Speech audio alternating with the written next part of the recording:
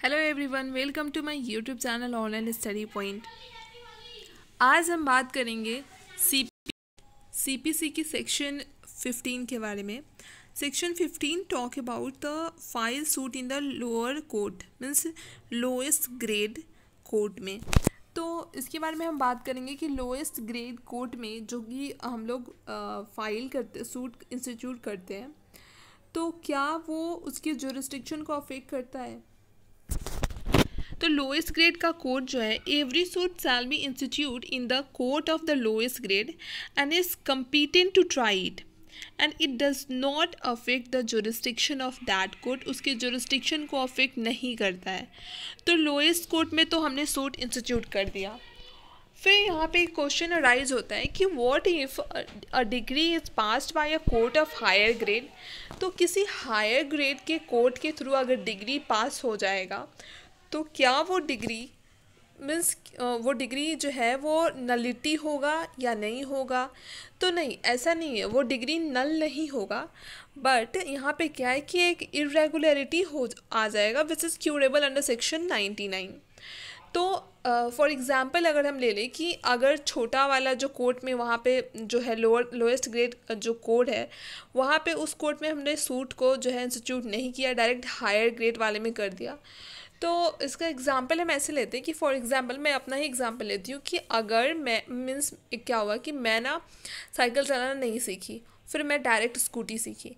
तो स्कूटी सीखने में क्या है कि लाइक है कि थोड़ा प्रॉब्लम आया, बट मैं स्कूटी सीखी तो प्रॉब्लम वहाँ पे मेजर आया। तो उसी तरह से अगर छोटे कोर्ट में ना इशू करके बड़े कोर्ट में इंस्टीट्यूट कर देते हैं तो प्रॉब्लम आता है। लाइक कि जो बड़ा वाला कोर्ट है उस सारे लोग तो यही सोचेंगे कि वहाँ पे इंस्टीट्यूट करना है, वहाँ करना है। तो वहाँ पे क्या है कि जो हायर ग्रेड का कोर्ट है वहाँ पे ओवरबर्डन हो जाएगा और पार्टीज़ को भी इनकन्वीनियंस होगी। वहाँ पे सूट मीन्स फाइल करने में बहुत सारे हो जाएंगे, ओवरबर्डन हो जाएगा। तो एक तरह से क्या है कि इरेगुलरिटी क्रिएट हो जाएगा अगर छोटे कोर्ट में ना करके बड़ा कोर्ट में डायरेक्ट कर दिया। बट अगर बड़ा कोर्ट का कोई डिसीजन आता है तो वो नल नहीं होगा।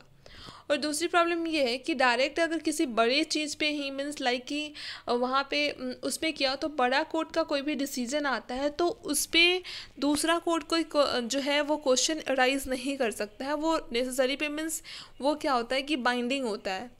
बट अगर छोटे केस में अगर सूट इंस्टीट्यूट किया, फिर कोई भी केस अगर फाइल किया गया छोटे कोर्ट में किया गया, तो उसके डिसीजन से अगर पर्सन सेटिस्फाइड नहीं है तो बड़े कोर्ट के पास जाया जा सकता है। But in case of higher court आप डायरेक्ट अप्रोच करते हो हायर कोर्ट को, तो वहाँ पे आप फिर डिसीजन वो बाइंडिंग होगा, आपको फॉलो करना होगा। Now will see mode of valuation. So mode of valuation जो है वो प्लेंटिफ का वैल्यूएशन जो है in the plaint determine the jurisdiction of court and not the amount of which decree may be passed. तो plaintiff के valuation पर जो है, जो प्लेंटिफ का वैल्यूएशन होता है प्लेंट में, वो डिटरमाइन करता है कोर्ट के जुरिस्डिक्शन को, ना कि वो अमाउंट जिस पे डिग्री पास किया गया है। स्पेशली ये बताया गया मोड ऑफ वैल्यूएशन के बारे में किरण सिंह वर्सेस चमन पासवान के केस में। एंड सेकेंड थिंग कि a court can pass a degree exceeding it's pecuniary limits of jurisdiction. Now will talk about section 16. So courts with in the local limits of वो jurisdiction property situated means वो court जिसके local limit में वो property situated है उसकी बात करता है।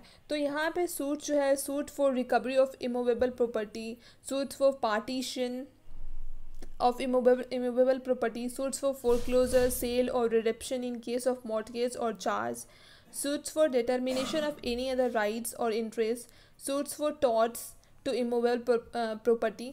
तो इसके बारे में बात करते हैं। विद इन द जुरिस्डिक्शन की बात है कि फॉर एग्जांपल ले लिया जाए कि अगर सपोज़ कि मेरा घर या फिर मेरा घर है, तो मेरे घर में जो भी सामान है तो वो मेरे जुरिस्डिक्शन के अंदर में आता है। तो कोई भी अगर बाहर का आदमी वो सामान को लेके जाने की कोशिश करेगा तो मैं नहीं जाने दूंगी। या फिर कोई अगर सामान मेरे घर का कुछ ख़राब होता है तो मेरे जुरिस्डिक्शन के अंदर में आता है, तो मेरे रूल्स मीन्स कि मुझे ही बनाना होगा, मेरी रिस्पॉन्सिबिलिटी है। लाइक डैट कि सेम यहाँ पे भी है कि अगर किसी कोर्ट के जुरिस्डिक्शन के अंदर में कोई मैटर आता है तो उस पे वो कोर्ट ही मीन्स कि उसका ही जुरिस्डिक्शन होगा, उसी को वही वहाँ पे सूट वहीं पे इंस्टीट्यूट होगा। फिर एक क्वेश्चन यहाँ पे अराइज होता है कि क्या होगा what if the property situated with in the jurisdiction of more than one courts. Means कि कोई सपोज कि कोई एक प्रॉपर्टी है, कोई एक मीन्स कोई प्रॉब्लम एक अराइज होता है, तो वो क्या है कि किसी दो कोर्ट के जुरिस्डिक्शन में आता है, तो उस टाइम में क्या होगा। तो suits institute in any court with in the local limits of jurisdiction portion of the property situated. तो सूट्स जो है इंस्टीट्यूट हो सकता है दोनों कोर्ट में, और यहाँ पे मेनली ये भी है कि अगर पर्सन चाहेगा कि किसी मीन्स कोर्ट ए और कोर्ट बी, तो पर्सन चाहेगा कि कोर्ट ए में फ़ाइल करना है तो वो वहाँ पे कर सकता है, कोर्ट बी में कर सकता है, तो वो डिपेंड करता है कि वो किस में करना चाहता है, बट वो कर दोनों में सकता है। और सेक्शन 16 जो है 17, तो जनरली इसका आंसर जो है कि दो कोर्ट का जुरिस्डिक्शन आता है तो सेक्शन 17 से ही मिलता है। और फिर ये क्या है कि सूट फाइल करना दोनों कोर्ट में, तो इससे क्या है कि एक बेनिफिट्स भी प्रोवाइड होगा कि दोनों में से किसी एक कोर्ट में कर सकते हैं, तो सूटर को बेनिफिट होगा और प्रिवेंट करेगा multiplicity of the proceeding. Means कि अगर दो कोर्ट में, दोनों कोर्ट में सेम केस के लिए सेम पर्सन अगर सूट फाइल करता है तो दोनों के डिसीजन अलग अलग आ जाएंगे, फिर दोनों को अलग अलग प्रॉब्लम। मीन्स ये पॉसिबल ही नहीं है कि same person same cause of reason के लिए वो डिफरेंट केस में डिफरेंट कोर्ट में सूट इंस्टीट्यूट करे, तो ये पॉसिबल नहीं है। और ऐसा पॉसिबल नहीं है तो फिर ये क्या होता है कि मल्टीप्लिसिटी ऑफ प्रोसीडिंग से बचाता है। तो इसलिए मीन्स कि दोनों कोर्ट को अपना अलग अलग जुरिस्डिक्शन है और दोनों कोर्ट में ट्राई हो सकता है। अगर प्रॉपर्टी सिचुएटेड है किसी भी पर्टिकुलर पोर्शन में तो वहाँ पे उस पर डिपेंड करता है, दोनों को ट्राई कर सकता है अगर दोनों कोर्ट के अंडर में आता है तो। फिर सेक्शन 17 की बात करें तो compensation for wrong immovable property और relief relating to immovable property, तो वो उसके लिए क्या है कि कंपनसेशन प्रोवाइड करता है रॉन्ग इमूवेबल प्रॉपर्टी के लिए। Section that's all for today guys. If you like this video, like share and subscribe.